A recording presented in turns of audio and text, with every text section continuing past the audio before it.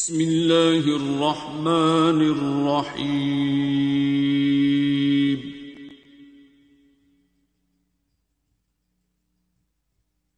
الرحمن۔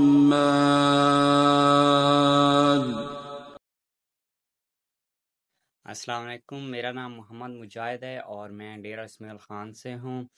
تو میں اپنے بہن بھائیوں کو پیغام دینا چاہتا ہوں کہ جو لوگ سٹریس، ایگزائٹی، ڈپریشن سے پریشان ہیں تو ان کو زیادہ پریشان ہونے کی ضرورت نہیں ہے، انشاءاللہ اس کا پراپر علاج ہے۔ اسی بنیاد پہ میں آپ کو اپنی سٹوری شیئر کرنے والا ہوں۔ میں 4-5 میں پہلے پاکستان میں تھا، ابھی تو الحمدللہ میں عراق میں آیا ہوں، ادھر جاب کرتا ہوں۔ 4-5 ماہ پہلے میں پاکستان میں تھا، اگست میں تھا۔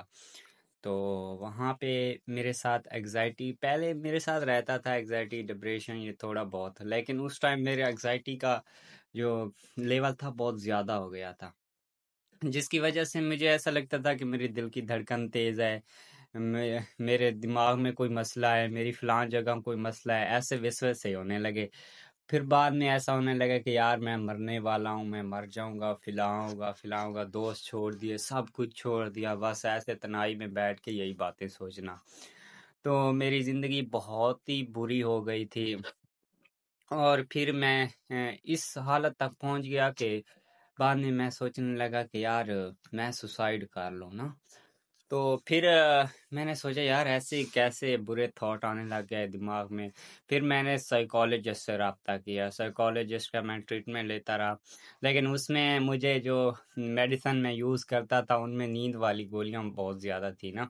تو جب مجھے نیند زیادہ آتی تھی تو مجھے، جب میں صبح اٹھتا تو کبھی کبھی تو 11 ہو جاتے، 12 ہو جاتے، مجھے بعد میں میری آنکھ کھلتی، تو اس کے بعد مجھے جو میں اٹھتا اور جو میں دیکھتا سب کچھ وہ اس سے بھی زیادہ بھیانک ہوتا، کیونکہ اس ٹائم میری ایگزائٹی لیول اور بھی زیادہ بڑھ جاتی تھی۔ تو پھر میں اس چیز سے بڑا پریشان آ گیا کہ مجاہد اب تو پھنس گیا، اب تو اس سے نہیں نکلنے والا۔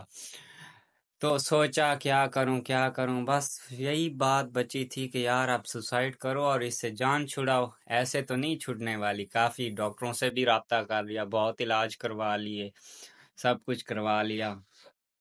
پھر ایک دن شام کو بیٹھا تھا اور فیس بک پہ پوسٹ کی کسی گروپ میں کہ بھائی میرے ساتھ اسی طرح مسئلہ ہے اور کوئی بندہ میری ہیلپ کر سکتا ہے۔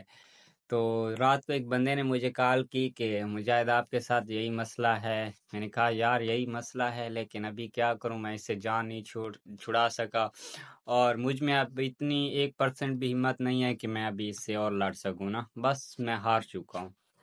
اور میرے دماغ میں کنفرم تھا کہ میں سوسائڈ کر لوں گا، اور پھر اللہ نے رحم کیا، اللہ نے بچایا۔ اس نے کہا نہیں ٹینشن نہ لو، اس کا علاج ہے، پراپر علاج ہے۔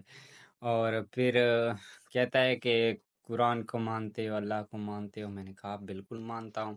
پھر وہاں سے میں نے ٹریٹمنٹ اپنا شروع کیا سورہ رحمان سے نا۔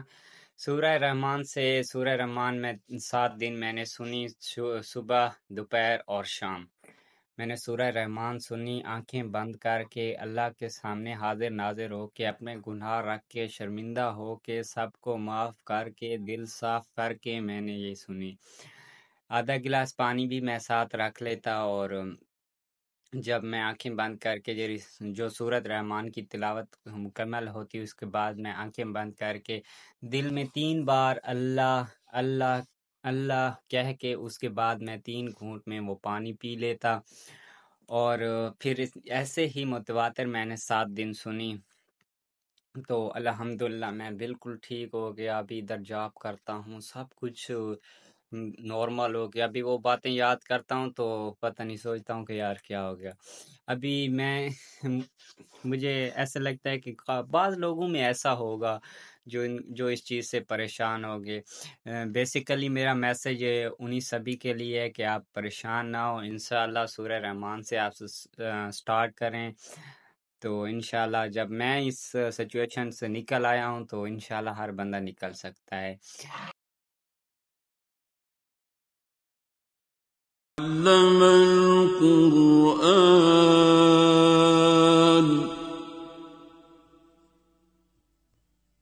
خلق الإنسان